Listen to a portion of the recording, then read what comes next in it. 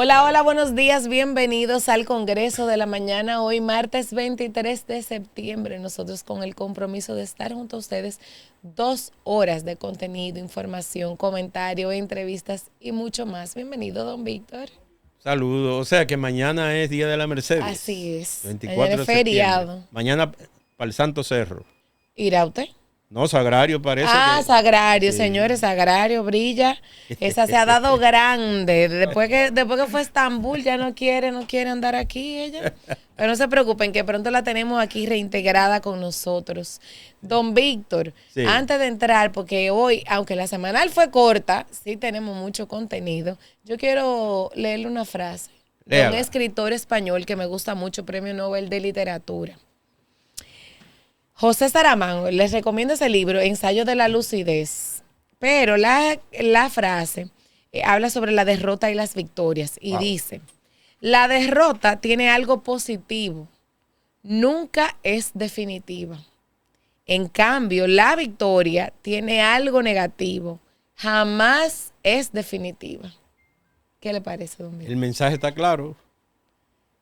Las moralejas tienen la importancia de que pone a pensar a uno.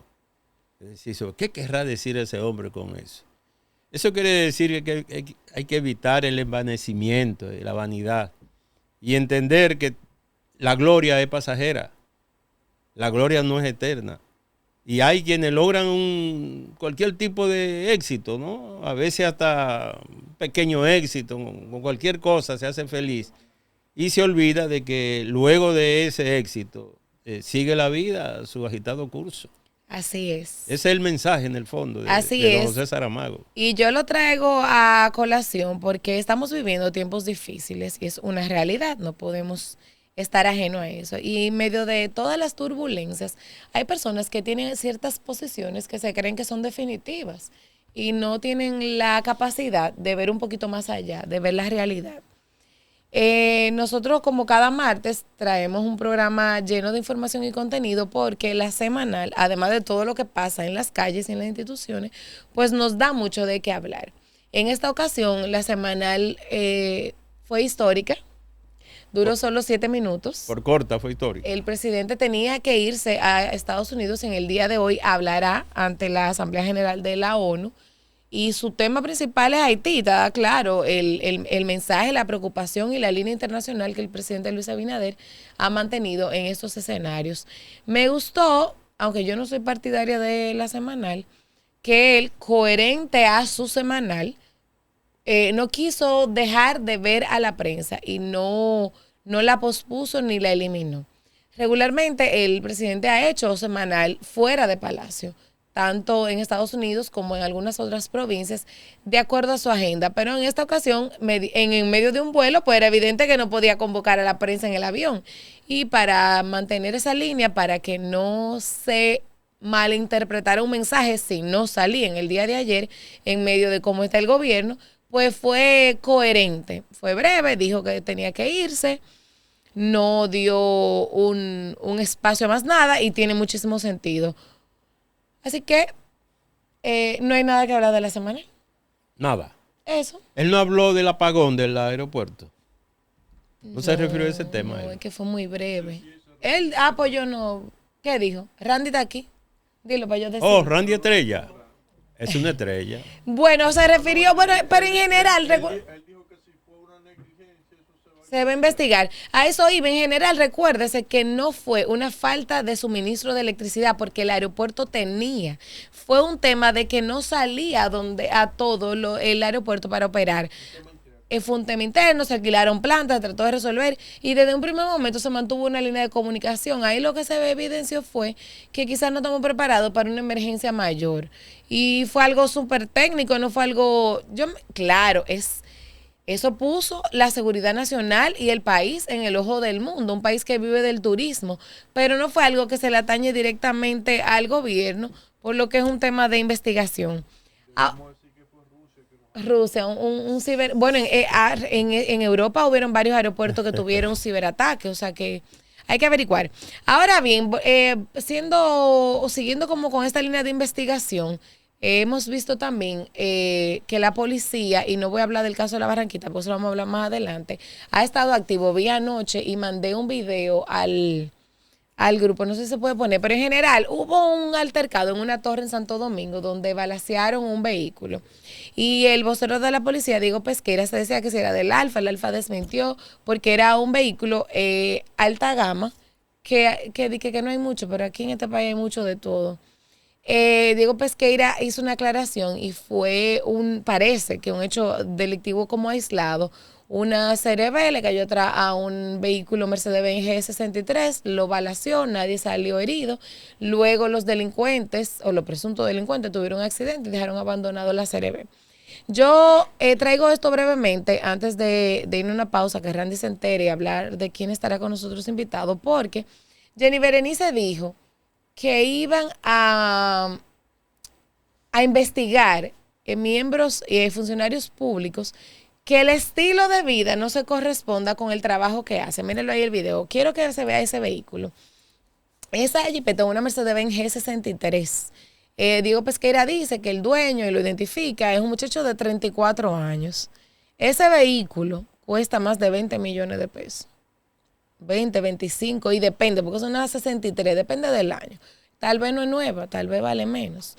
Pero un muchacho de 34 años que anda en un vehículo de 25 millones de pesos, que vive en un apartamento alquilado y pague $3,500 al mes, o propio, que cueste 30 o 40 millones de pesos, independientemente de que la policía investigue qué pasó ahí con los delincuentes, también pudiera ser una señal de que para que el Ministerio Público averigüe quién es ese muchacho. Lo digo porque nosotros como sociedad debemos de empezar a aportar y debemos de empezar a cuestionar lo que nos pasa en el día a día y lo cotidiano, porque si bien es cierto que el caso Senasa, que el caso Maxi Montilla, que el caso Alexi Medina, que destituciones en instituciones porque hay ruidos, son importantes y afectan el Estado, también la sociedad y estos casos deben de llamarnos la atención y deben de prender alerta, porque el narcotráfico, el lavado de activos, el permearse en la sociedad, este tipo de personas, y no es que está mal, es que investiguemos.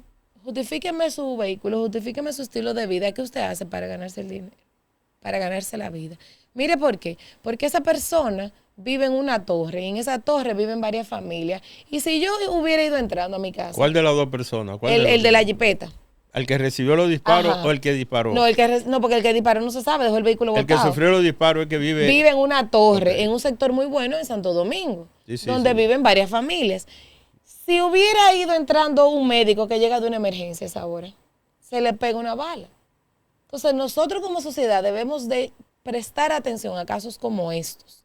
¿Para qué? Para que entonces los organismos de control, ya sea la policía o el Ministerio Público, también averigüe. Porque como nosotros siempre hemos dicho, la corrupción al Estado es importante, pero lo que pasa fuera del Estado, somos más.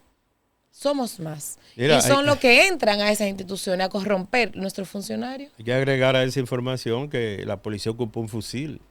Sí. Un fusil, ¿eh? Usted sabe lo que es un fusil, ¿verdad? Un fusil no es una escopeta, ni es un rifle de aire comprimido. Yo no identifico la diferencia entre fusil y escopeta. Para mí, es un arma larga. Un fusil es un arma de guerra. Está reservado para dos tipos de portadores. O usted militar, o usted de un mundo que no es este. Porque un fusil no se le vende ni se le carga a nadie. Que no sea una responsabilidad como parte de las pertenencias. O sea, hoy por hoy un civil no tiene licencia para tener un fusil. No. Ese tipo de armas no. No, señor. Ni metralladoras, ni fusil, ni ningún tipo de arma de guerra. Entonces, ¿me entiende? Las armas de guerra están reservadas para instituciones militares. Independientemente de que se encuentre quién disparó, quién atentó contra esa persona, a esa persona hay que investigarla. Pero, ya de hecho hay que investigarlo obligatoriamente, porque hay un incidente donde hubo disparos. No, porque... Lo que te quiero decir, y quiero concluir la idea, es que vi las declaraciones que dio Diego Pesqueira. Creo que una información manejada muy bien, la hizo muy bien. No igual como con la Barranquita, ahí la macó, como diría el pueblo. Claro. Oiga, mi hermano, que por cierto me dejó un mensaje con relación a ese tema. Y yo digo que ese incidente no está difícil de esclarecer, eso que pasó ahí. ¿Por qué? Por muchísimas razones. La lógica te dice que posiblemente ahí hay un elemento ocasional o de disputa de propiedad o de otra naturaleza y no de narcotráfico, digo yo. ¿Por qué Porque en el narcotráfico, cuando se acciona, esos disparos fueron a lo loco. Porque no hay ni un muerto ni un herido. No. Tú oye, el narcotráfico primero sabe a lo que utiliza a personas profesionales para ejecutar una persona. No es de que para tirar una ráfaga y me mandé. No, el narcotráfico no hace eso. Ni los terroristas tampoco hacen eso. Y número 2, después que hacen los disparos se dan a la fuga de una manera desordenada. Tanto así que chocaron en la Winston Churchill en la Winston Churchill con una intersección se estrellaron ellos mismos solos. Y entonces se dan a la fuga, huyen y dejan la evidencia ahí. El narcotráfico no hace eso. No. De manera que son apreciaciones preliminares que uno hace. ¿Perdón? Chipero.